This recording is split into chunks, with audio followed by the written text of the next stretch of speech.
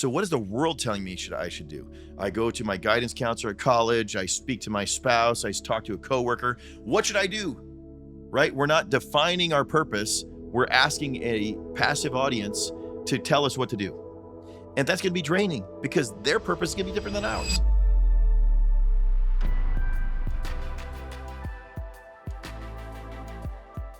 Welcome to ReedFlections. I'm Art Calderon. ReedFlections is a podcast on life, leadership, and learning.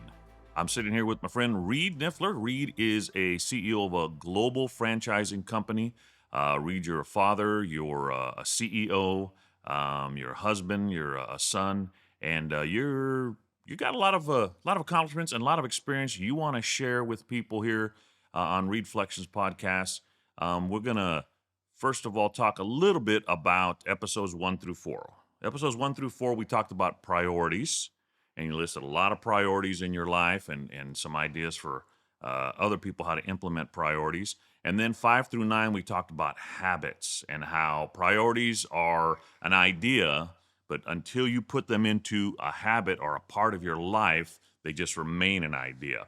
So episodes 5 through 9 were about habits. And now we're going to talk about beginning to know your purpose and how important that is in living a life on purpose. So tell us about developing an eternal mindset. I know we've talked about that before. What does that mean? It sounds very ethereal, but try and break it down to us. An eternal mindset. What is that? Yeah, I think I'll take a step back too. We can't have a purpose. Many people want to say, what's my purpose in life? But they haven't developed their priorities. That's why it starts with that. Because if you start with a purpose, but you don't have priorities, they don't align. And then pretty soon you have this purpose and you're lost in life. 10, 20 years down the road, you're like, why am I here? And we didn't prioritize. Or worse, your purpose doesn't lead you to a fulfilling life because you haven't determined your priorities, which will lead to a fulfilling life. And then the second section is on habits. We will, no matter what purpose we pick, if we don't have consistent habits, we're not going to achieve it. So we've wasted all this energy saying, I want to have this purpose in life, et cetera, et cetera, et cetera. But we've never developed and or applied the necessary habits to achieve that. And so that's why that's the first 2 sections. So if you are joining us now on this podcast and you're saying, this is why I'm here, I need my purpose, but you haven't identified your priorities, you're missing the major step. It just remains a pipe dream up there because you haven't done anything. That, or you fulfill that purpose and you realize it's unfulfilling. So you lived a purpose you defined without priorities, and then you realize you've sacrificed what you would have considered priorities had you done this in a sequential order. And then the second stage, that's the habits you're referring to. If we don't have a habitual life currently, and then we have a purpose, we're never going to achieve it. So it's really futile. We have this purpose, we intend to live, and then we don't have a real reason or we don't have the ability to apply that through our habits. And as a result, we don't see that purpose fulfilled. So what's the point of wasting the time or investing the time in building that out? And so then that leads to your question, which is, why have an internal mindset? And as I look cross-culturally and I look at a lot of people that have purpose, they do it really temporally. They're thinking, hey, I want to do this, and this is my season of life. And, my purpose is to get through college, or my purpose is to get a job. And those are really milestones. And so then you say, okay, then it changes. But something our purpose should be is something we're working to our entire lives, and not something that we're doing that. So then if we're going to work on something our entire lives, we need to have that eternal mindset. Because those goals and milestones, you can reach those in a year or a day or 4 years, and then what? Right, exactly. So, okay. And again, then your purpose changes, right? So, and you see this, and again, maybe just to kind of set that point in, it's interesting when you have college students that change their major 5 or 7 times because really they're saying, well, what goes into their decision in that moment, or even jobs. You see people changing jobs frequently, even in their early career, because they don't know who they want to be or what they want to do. They haven't defined their purpose. However, once you've clarified your purpose, it makes decisions like a major or a job or even a spouse or even a, lifestyle or where you want to live a lot easier, because then you're saying, well, if I want to say, be in a media, we're here in the middle of Nebraska. There's not a lot of media outlets in the middle of Nebraska, right? If you want to be in the oil business, you don't have any oil refineries here. You probably need to move to Houston. And so once you defined your purpose, it really clarifies your direction. And I think that's the challenge, right? So the purpose comes with direction. And so then you don't want that to be evolutionary, meaning that it's always changing. You really want that to be something you can affix your focus on, and that's the purpose statement. So then that's where the eternal comes in. Eternal purpose has to be something that's much bigger than the goals or the milestones you set. And a lot of people confuse those, right? And I agree, because I remember as a young man, I enrolled in school, and I wanted to go in the ministry, actually.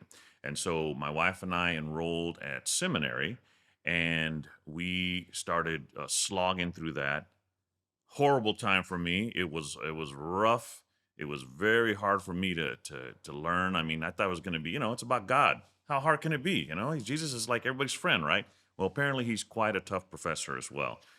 So that was very hard, and ultimately I did not pursue a vocation in the ministry, and to me that was really hard. That was sort of devastating. I felt like doing something else was going to be a compromise of that. But then I had to fall back on, to your point, this eternal idea that, well, I can still serve God. I don't have to be in a particular job. How can I serve God and meet that eternal purpose and change the milestone and the goals that are already completed or already, for whatever reason have changed? That was huge for me. Yeah, and obviously I know you well, and faith is still a component of where your life is organized around, right? And so that is eternal in that regard. And I think we have to be clear that a purpose and a vocation are two different things. The vocation is subordinate to the purpose. And so once you've defined your purpose, in your case, ministerial pursuits, your vocation, pastoralship or whatever that might have been, was subordinate to your purpose. Right. And so your vocation can and may change, but your purpose shouldn't. Right. That Right. was a tough learn for me. And that was tough. And so many times, it's counterculture, right? Because the world's saying you're defined, What do you do? your name, and then what do you do, Uh-huh. right? Not why are you here? Uh-huh. And so, for us to really clarify that, I think we were all created on purpose for a purpose, and really finding that is important and imperative for all of us. And so I actually went through this exercise, and that's what these next 3 podcasts are going to be leading towards, that will ultimately arrive to the 4th podcast, which will be this statement. And so I thought it'd be appropriate for me to read this statement. And so just as a memory for me, I have it on etched on this piece of glass. And here's my purpose statement: through intuitive interaction, propel leaders over their self-imposed barriers to be free to live out their unique purpose. And so this is actually a stand for an hourglass. And then this hourglass reminds me to invest time in my purpose. And so ultimately, now that we've defined our purpose, we're there. And so ultimately, as that is put together, it's eternal, right? And so time is passing, as we can see, and then it's towards our eternal purpose. And so we want it to be somewhat broad so that it can be applied in many areas of life, but also eternal, right? And this is ultimately, as I reflect upon my life, and in this case, intuitive interaction is something I'm naturally inclined to do, and I want to propel leaders, right? And that's where I'm involved in, to live out their unique purpose in life. And this is eternal, transcendent, and universal. And we'll talk about that eternal. It's something I can do the rest of my life. So that internal mindset saying is, will I always have a draw towards doing this the rest of my life? Right? I'll always have a draw towards my family. I'll always have a draw towards my faith, much like you. And then ultimately, what will I always be compelled to do? And as I reflect back in areas of my life, I look backwards before we look forwards. And I say, every time, even from when I was a little child, I had a disposition of wanting to either lead or invest in the lead. I would remember being a young athlete, and I would always look at the captain, and I would try to be an assistant to the captain, right, of the sports team. And I would say, how can I help you as the leader or the coach, either case, to do a better job, right? And so I'm really helping them to become a better leader in their own right. And that's even early stages. And so many times when we look eternal, we may always focus forward, but we should look backwards and say, what have I already been actively involved in? And that eternal mindset is saying, okay, if I've already been doing this for whatever period of time in my life, what would lead that to stop? Should I stop it? Maybe. Or ultimately, how do I carry that forward? And that's led to that eternal mindset for me, is saying, okay, what have I consistently done, and how does that go forward? So tell us about a time when you made a decision, you made a goal or a plan, and it was temporary, but maybe you missed the boat on that timeline. It shouldn't have been temporary. Maybe it should have been more tied into this eternal mindset you're talking about. Yeah, I mean, I remember being 16, and I talked to my dad, and he's like, Reed, it's time for a car. And so I started looking for a car, and through the whole search, I found an '84 Vet. Oh, And now, nice. yeah, I mean, now the one problem with that, it was a Chevette, and not a Corvette. Yeah, However, big difference. I Big quickly difference. learned the power of words, and if I say vet, everybody assumes it's a Corvette. But the only Subtle. things that are the same between my Chevette and a standard Corvette were my car had 2 doors. It had the same Chevy label on the front, and neither of which had cup holders to my knowledge. And so all the rest were different. You can look up a Chevette and believe me on that one, that wasn't something that people were looking for in the parking lot. Very similar. But that no cup holders was really a temporary driver for that, because I remember having that car, and as I mentioned, it was a beginner car. I think I got it for $1,000, and it wasn't going to be a long-term decision. So then I thought, okay, I'm going to get a second car. And my decision was driven by something that was really temporary. I said, I am sick and tired of having no cup holders. I put my drink in between my legs. That was your old school cup holder. That was a driver?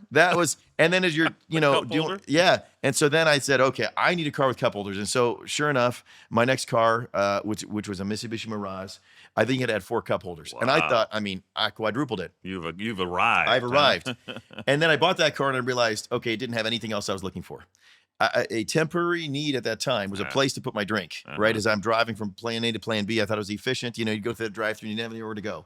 But what I realized is I hyper-focused on something that was really temporary. I mean, how much do we really drink drinks while we're in the car, right? And clearly cup holders have value, but it's not something eternal.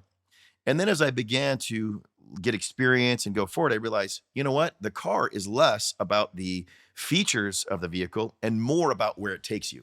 It's a tool. It's a tool, right? Because ultimately, as we look at our vehicles, certainly there's different, characteristics of the car that we may be focused on. But in the end, if it doesn't get us to point A and point B, it hasn't served its purpose. Right.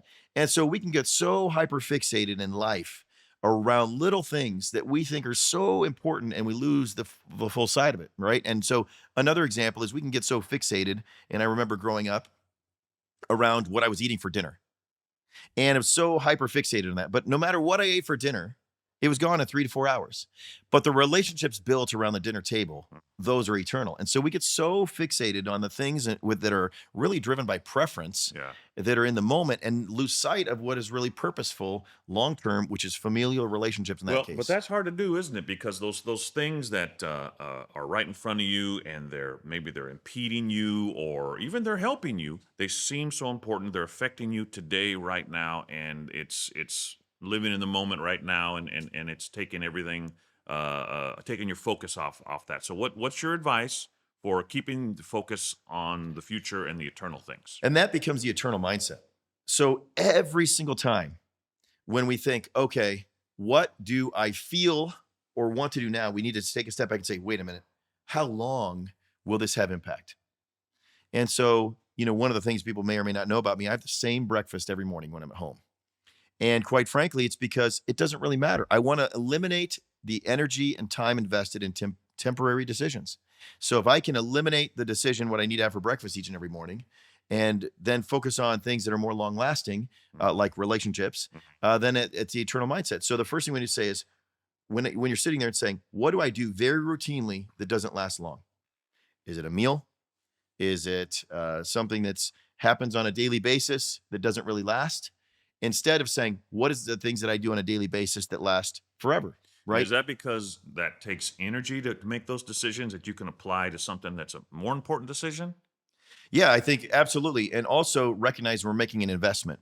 So let's use a relationship, right? So a very temporary relationship we're going to have is whomever we're largely sitting next to on a plane. No matter how long that flight is, it will end, and we likely will never see that person in our entire lives again. Our paths may or may not cross. And you can have some great conversations. I've sat next to people on planes, and they're having just the long conversation about their life, their history, and everything else. Yet then they're driving their kids to a practice for that same 1 hour, and they don't talk to them at all. The kids are on their phone, or they're on their radio, et cetera, et cetera. So are we making a temporary investment of a relationship on a plane, and not making the eternal relationship that we could otherwise have with our kids in the car that we know are going to be part of our lives going forward? And so it's that eternal mindset saying, okay, when I have a relationship and I look at relationships, I say, which ones are going to be the longest lasting? And more importantly, which ones do I want to be the longest lasting? And so then I go back and I look at my priorities. I say, okay, that's with God. So every single day, right, I should invest in my relationship with God, not the person that I'm standing next to at the coffee shop. So does that mean you just don't talk to those people? Or does that mean you just are aware that this is very temporary? I'm never going to see this person again, and that affects how you talk to them. Yeah. So again, I am one, looking at relationships that are eternal based on my priorities. And number two, saying, if I only have a moment with them and I'm on the plane, what is something, back to my purpose statement, that I can say in that moment that'll transform their life that we may never see again? Because we're a combination of both, right? We're a combination of long-term relationships we've chosen to have and temporal, plain lit or coffee shop standing in line relationships that we have by happenstance. So one, to summarize that, is one will be a lasting relationship. One I'm trying to do is a lasting message, right? So when I'm with a lasting relationship with a child, I want that to be something that I'm making consistent investments in with an eternity mindset. Mm. Whereas I'm then with someone that I may only see one time in my entire life for a moment, I want them to have a transformative moment of an eternal comment.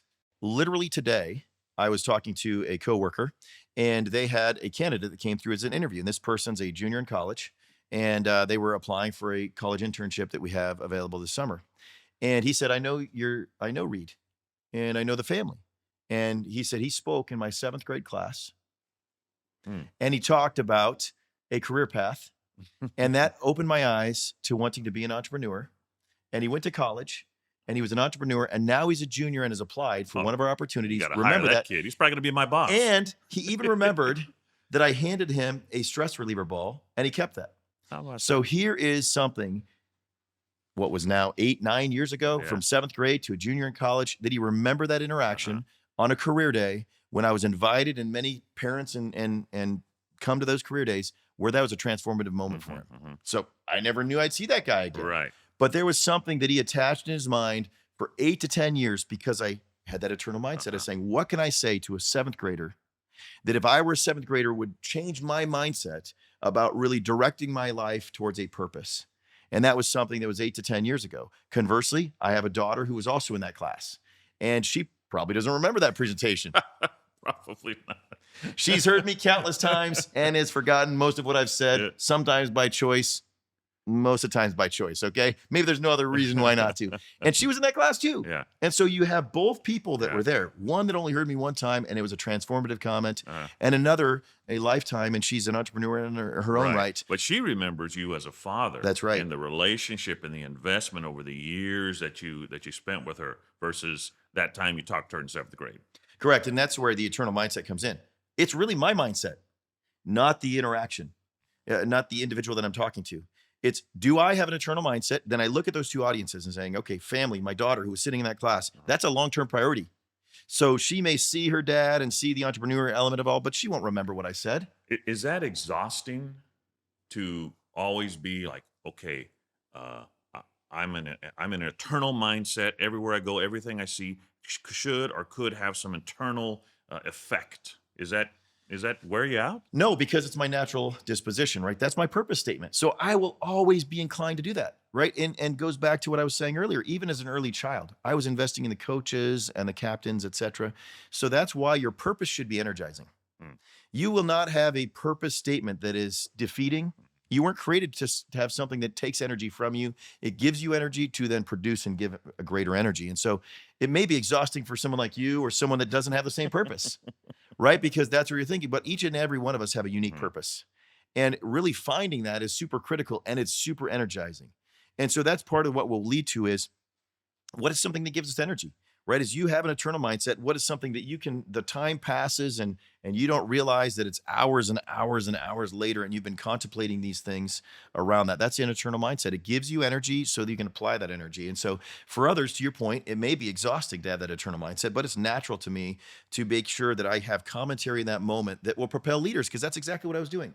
As you heard my statement, it was propel leaders. Well, this is now a young 7th grader at the time who's a junior in college that is propelled in his career based upon that conversation. And so that's me living out my purpose. So if somebody does try to do that, if somebody is finding that they're drained by this purpose, and they get on a plane or they go and meet someone, and they're always it's overbearing to them, maybe it's not a mindset thing, but the purpose needs to be shifted. Maybe you find that like you talked about, the purpose that really keeps them engaged and keeps them passionate and will not drain them, but actually energize them. Is that Yeah, right? I think so many times we look around to your point and we're drained, we're worn out. It's because we're living that default life. What should I do?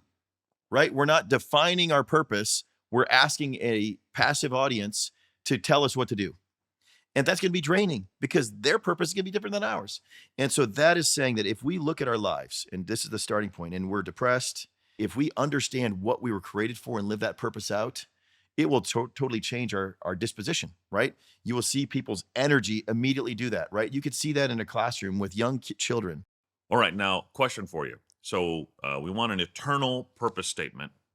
However, is there ever a time when that eternal purpose statement needs to be tweaked or even changed completely? Is that possible? So I think if you have a well-crafted purpose statement, it is ultimately what you were created for.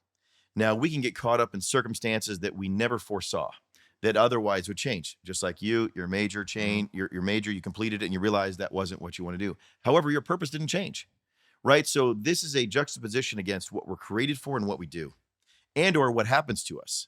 And so again, I'll use mine. Through intuitive interaction, propel leaders beyond their self-imposed barriers to live out their unique purpose. So I could have a cataclysmic failure. I could lose my business. I could lose my family. I could lose, and even there's in the Bible, there's a story of Job who lost everything. Yet in the end, his purpose never changed. And so to me, that's clarification that says, if our purpose is well crafted, in fact, that's what he was being tested on in that in a moment, was are you attached to your possessions? Are you attached to your circumstances? Or are you attached to your purpose? And so for me, I don't believe so.